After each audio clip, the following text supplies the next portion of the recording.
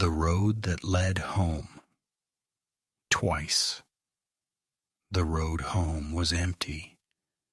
It always was on New Year's Eve. Most people were already where they planned to stay, counting minutes, opening bottles, pretending the year was ending cleanly. She drove alone, headlights cutting through falling snow. The radio turned off to save battery.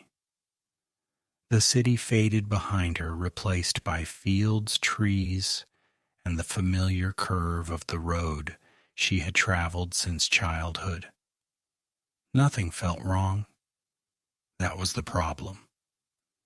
At 11:32 p.m., she passed the sign marking the edge of her hometown. Same rust, same crooked angle, same faded letters. She smiled without realizing it. Home. Her parents' house stood at the end of the street, porch light glowing warmly, curtains drawn, everything exactly as it should be. She parked, stepped out into the snow and paused. The air felt flat, not cold, not warm, still, as if the night itself was waiting for something else to move first. Inside the house was quiet, too quiet. No television, no music, no sounds of preparation. But the lights were on. The hallway smelled the same. Old wood, dust, winter coats. Her reflection in the mirror looked normal, tired, relieved. She checked her phone. 11:55 p.m. No signal? She moved through the house, expecting to hear her parents at any moment. The kitchen was set, plates on the table, glasses filled, a bottle of champagne already opened, bubbles frozen in place like they had forgotten how to rise.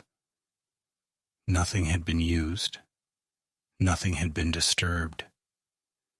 It was as if the house had prepared for New Year's Eve, and then stopped. The clock in the living room clicked.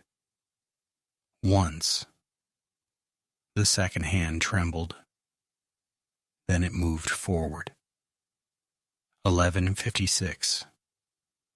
She felt it then, a shift, not physical, not emotional, directional, like the world had leaned slightly to the side. The window showed the street outside, snow falling, street lights glowing. Her car parked exactly where she left it. Perfect. She turned away for just a moment. When she looked again, something was different. The street was still there. But the snow wasn't falling anymore. It was suspended, midair. Her phone vibrated. One notification. No sender.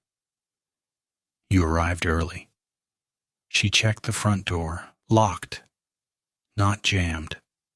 Not stuck. Locked the way it would be if someone had turned the key carefully. From the outside. 11:58. The house creaked. Not settling. Responding. The walls felt closer now, though they hadn't moved. The hallway seemed longer, stretching just enough to feel unfamiliar. She realized then that nothing in the house was new. Not a single object had changed in years. Not a photo, not a scratch, not a misplaced chair.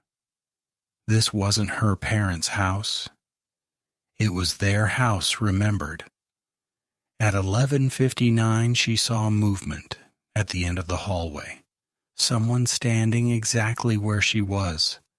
Same coat, same posture, same uncertainty. The figure didn't move. It didn't need to.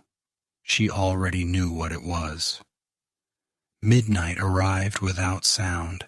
The lights didn't flicker. The clock didn't chime.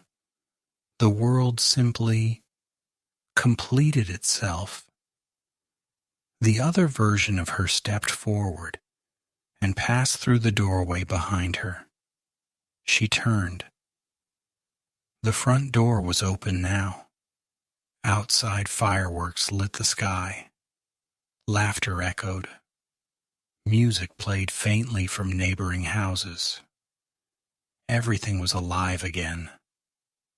Normal. She ran outside. Her car was gone. In its place stood another, identical in every way. Engine still warm, snow disturbed by recent footsteps. Her footsteps. The phone vibrated again. 001. Do not try to return the same way. She walked down the street, heart pounding, watching houses glow with celebration. Through one window she saw her parents, laughing, pouring drinks, waiting. For her. She stepped onto the porch. The door opened easily, warmth spilled out. Voices filled the space. Her mother turned and smiled. Relief. Behind her down the street, another porch light turned off. A house fell silent.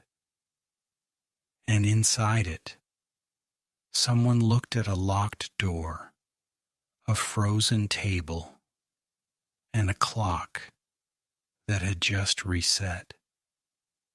11:55 p.m. And some worlds don't replace you. They trade. If this story made you uneasy, like the video and subscribe.